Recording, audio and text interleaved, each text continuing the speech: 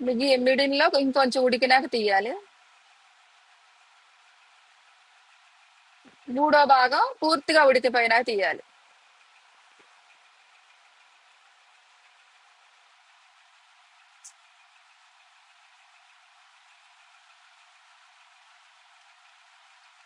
వీడు మా పిన్ని కొడుకు మా తమ్ముడు హెల్ప్ చేశాడు. రైస్ గరిటెకి సరిగా లేవు, దానివల్ల పాపం వాడు హెల్ప్ చేశాడు.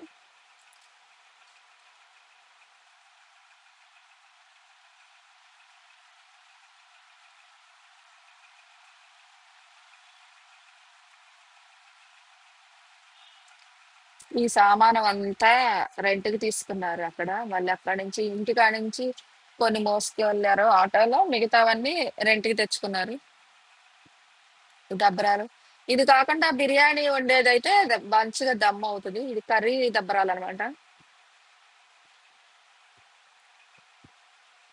కారం అలా రెడ్ కలర్‌లో కనిపిస్తుంది గానీ అంత ఘాటేమి లేదు. కరెక్ట్‌గా సరిపడా వచ్చింది ఘాటు. ఘాటంటూ ఏం లేదు.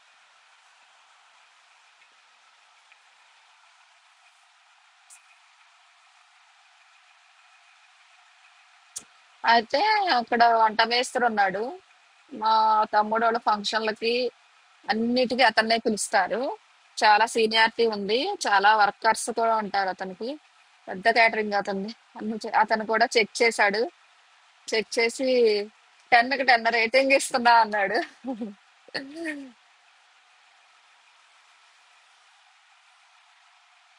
ఇంటే పెట్టేసుకోవచ్చు చిన్న హోటల్ లాంటిది అని అంటే, నేను ఇంట్లో చేసుకుంటున్నాను ఆల్రెడీ హోమ్ ఫుడ్ అన్నా.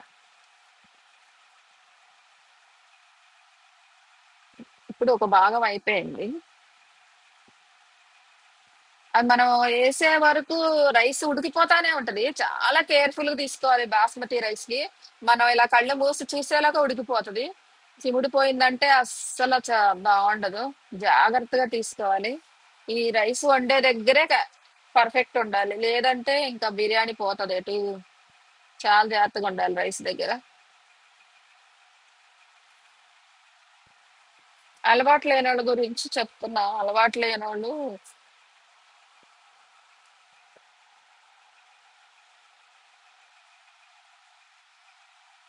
నాకు ఈ వంట మొదలెట్టిన కానించి చేతులన్నీ బాగా వాతల పడిపోతాయి, కాలుతున్నాయి. దబ్బరాలు అంచులు, ఆ మూకుడి అంచులు బాగా తగులుతున్నాయి.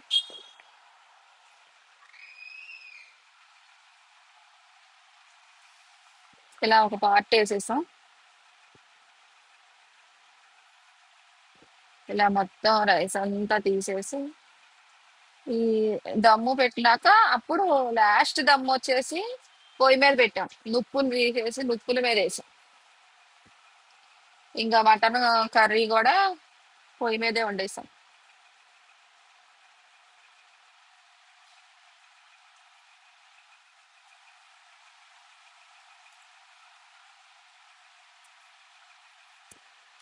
ఈ వంట చేయటం కంటే కేర్ తీసుకుంటాం ఇంపార్టెంట్.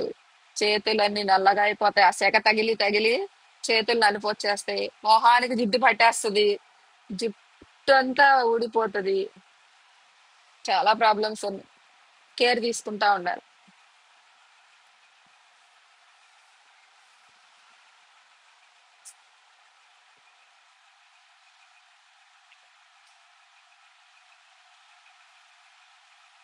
ఇప్పుడు రెండో వరుస వేస్తున్నాను. చాలా పలుకు ఉంది, ఎందుకంటే ఆ గ్రేవీ అంతా ఉడకాలంటే ఆ పలుకు లేకపోతే శుద్ధ శుద్ధ అయిపోద్ది.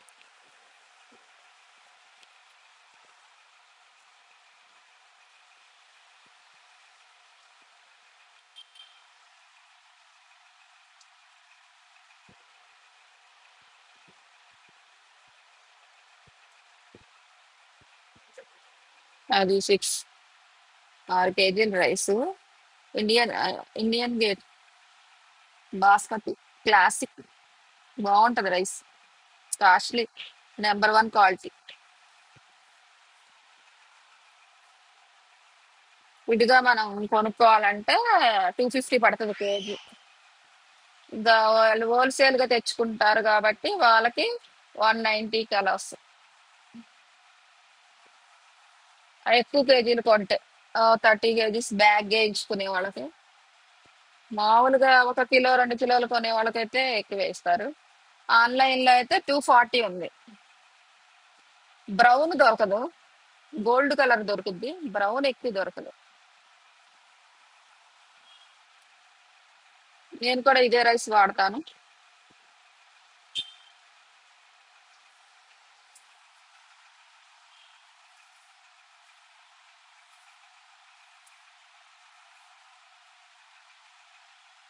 రొయ్యల బిర్యానీ కూడా తర్వాత చేద్దాం అనుకున్నాను, టైం సెట్ కాలేదు.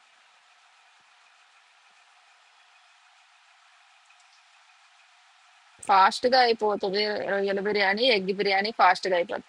చికెన్ బిర్యానీ కాస్త లేట్, మటన్ బిర్యానీ ఇంకా లేట్.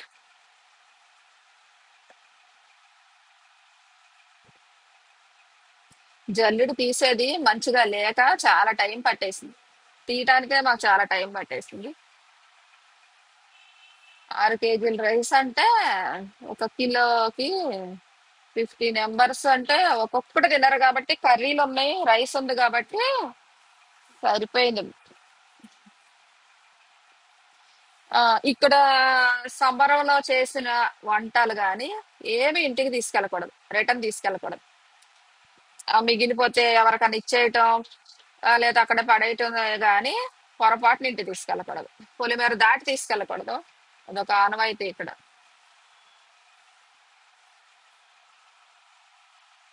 100 మెంబర్స్ కి, 150 మెంబర్స్ కి, 200 మెంబర్స్ కి అలా పెట్టుకుంటారు భోజనాలు. ఒక్కొక్కరుగా 6 పోతులు, 7 పోతులు కూడా ఉంటాయి. ఒక్కొక్కరు 2 పోతులు మొక్కుకుంటా ఉంటారు. ఇదైతే ఒక పోతే 23 కేజీలు మటను, తలకాయ వండారు, ఇంకా బోటి పడేశారు, మెదడు వండారు.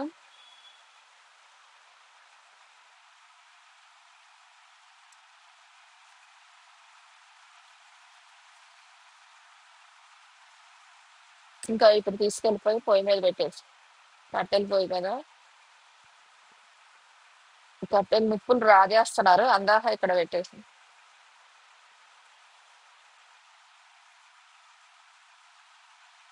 దీని తర్వాత దీంట్లో పుదీనా కొత్తిమీర వేయాలి. ఇది కుంకుమ పువ్వు, కుంకుమ పువ్వు వాటర్ లో కలిపేసాం. తర్వాత నేను ఫుడ్ కలర్ అసలు వాడను, ఇలా కుంకుమ పువ్వే వేస్తాను. కుంకుమ పువ్వు కలర్ మంచి కలర్ వస్తుంది. తర్వాత పుదీనా కొత్తిమీర, ఫ్రైడ్ ఆనియన్స్.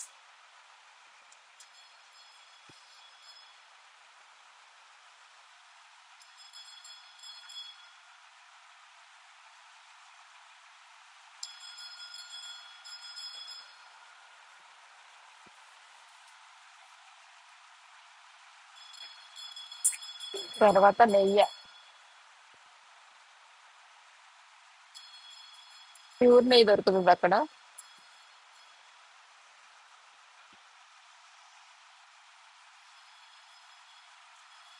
తక్కువ వేసాను నేను నెయ్యి.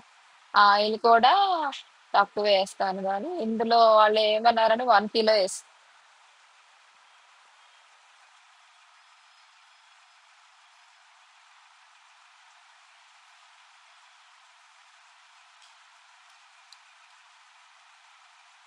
ఇప్పుడు దమ్ము పెట్టేసేయాలి. నిప్పుల మీద రగలేసి కింద నిప్పులో పొయ్యి పెట్టేసి దమ్ పెట్టేసి దాని మీద వాటర్ పెట్టేసాను. ఇది స్టవ్ అన్నమాట.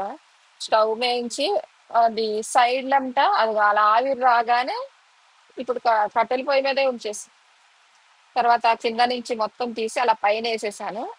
ఇంకా కింద నుంచి ముక్కకు దమ్ అయింది, పైనుంచి రైస్ దమ్ అయింది, మంచిగా దమ్ అయింది. ఏమైనా పొయ్యి మీద దమ్ము చేసింది టేస్ట్ బాగుంటది.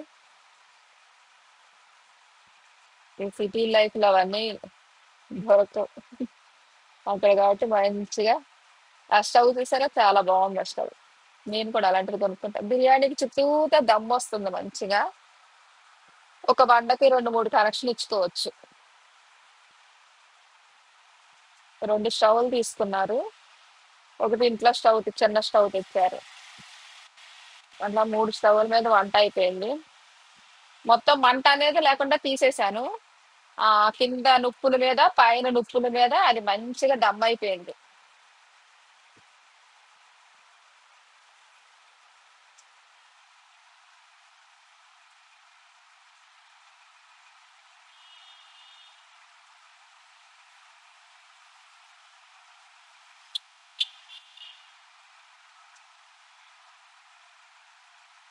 3 ఇయర్స్కి ఒకసారి వస్తుంది అనమాట ఈ సంబరం. సంవత్సరం సంవత్సరం చేస్తారు అన్ని చోట్ల. కానీ ఎందుకనో ఇక్కడ మాత్రం 3 సంవత్సరాలకు ఒకసారి చేస్తారు. నైట్ అంతా రేపు సంబరం అనంగా ఈ రోజు నైట్ మొత్తం అమ్మవారిని ఊరేగిస్తారు. ఊరు మొత్తం ఊరేగిస్తారంట.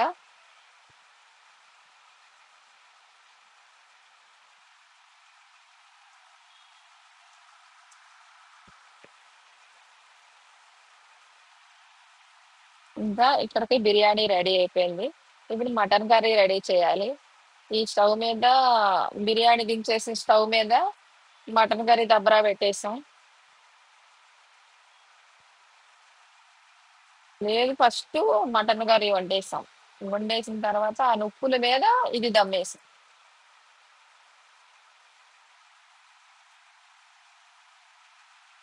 వెనకాల మొత్తం దడి అంటారు కదా, అది ఉంది దడి. తాటాకులతో దడి ఉంది, పైన వేప చెట్టు, మొత్తం పొలం ఎడారిగా ఉంది, గాలి గాలిగా.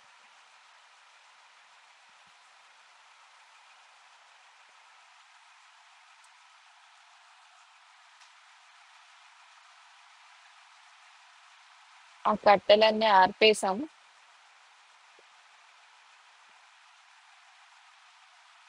ఒక టేబుల్ అయితే వేసుకుని ఆ టేబుల్ మీద కటింగులు అవన్నీ ఆ టేబుల్ మీద చేసేసుకున్నాం.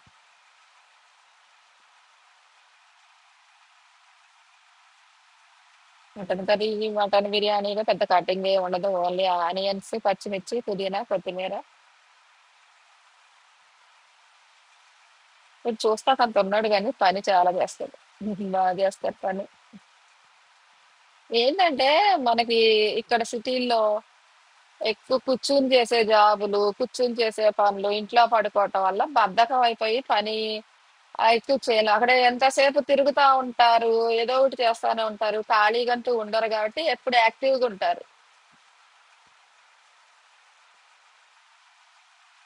వ్యాయామం అయిపోతుంది వాళ్ళకి. ఇంకా వేరే జిమ్ములకి వెళ్ళ అవసరం లేదు, వాకింగ్ చేయ అవసరం లేదు. వాళ్ళు చేసే పనులే వాళ్ళకు వ్యాయామం.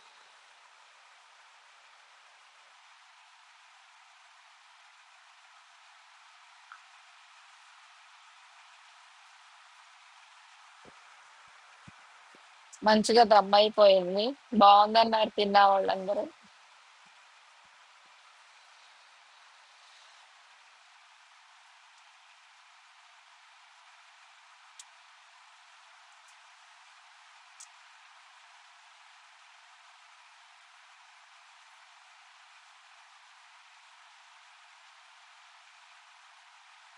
ఇలా రెడీ అయిపోయింది.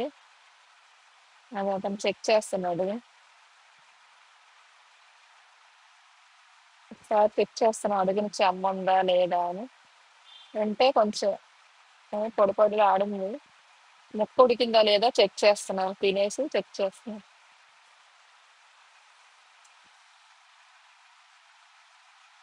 అలా పైనేమో వైట్‌గా ఉంటది.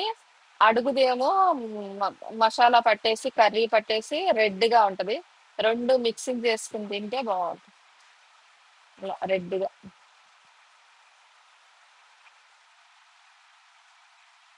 ముక్కలు జొరగట్లు అడుగు నుంచి తీయటం కష్టంగా ఉంది. అదే చెక్ చేస్తున్నారు ఉడికిందో అని. మంచిగా దమ్మయిపోయింది.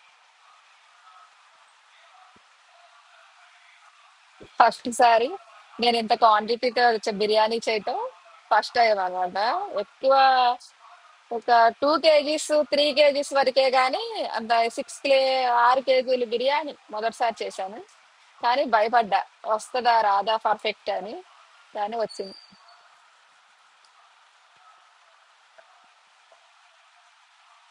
అయిపోయింది, దింపేసి పక్కన పెట్టేస్తున్నావు.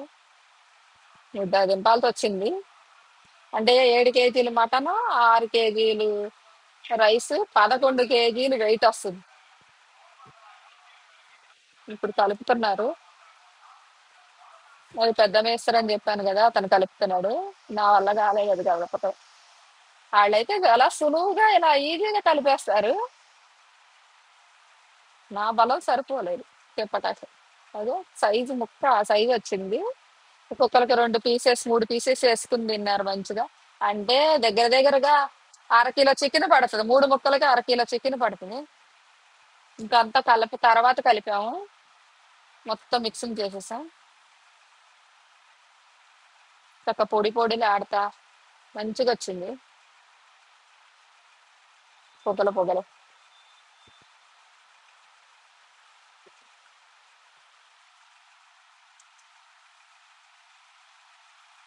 ఎమ్మి ఎమ్మి మటన్ బిర్యానీ రెడీ. చిన్న పీసులు అయితే కలిసిపోతాయి, పెద్ద పీసు కాబట్టి కనిపిస్తుంది మంచిగా.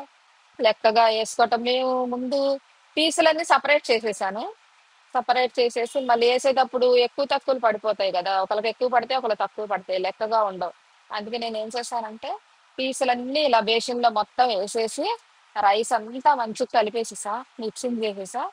ఆ, అప్పుడు పీసులు సపరేట్ గా, ఒకళ్ళ రైస్ వడ్డించుకుంటే వెళ్తుంటే ఒకళ్ళు పీసులు వడ్డించుకుంటే వెళ్తున్నారు. మంచిగా వడ్డించారు అనమాట.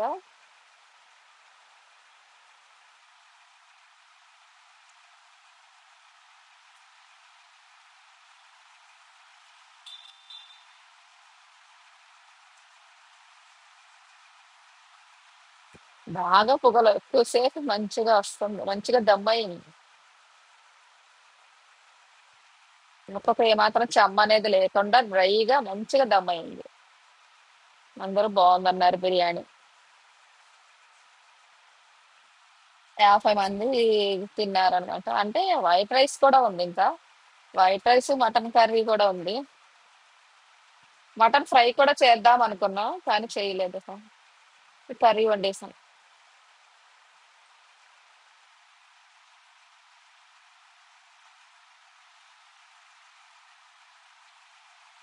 అవన్నీ పీసులే, బేసన్ నిండా పీసులే.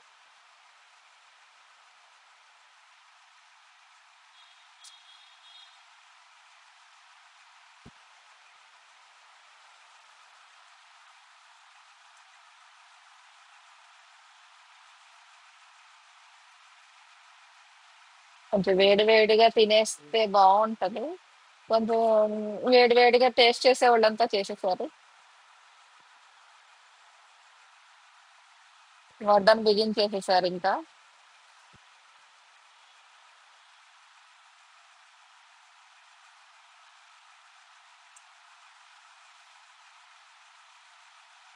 ఇంకా ఇలా ఇలా సెట్ చేశారనమాట. బిర్యానీ ముక్కలు separate, rice separate, mutton curry, అది మటన్ కర్రీ. ఇంకా థమ్స్అప్లు తెప్పించారు, అది రసము, పెరుగు చట్నీ, ఇంకొచ్చేసి అది పెరుగు డబ్బాలోది, లెమన్, ఇది వచ్చి తలకాయ కూర. ఇది మెను, ఊళ్ళో నేను చేసిన మెను.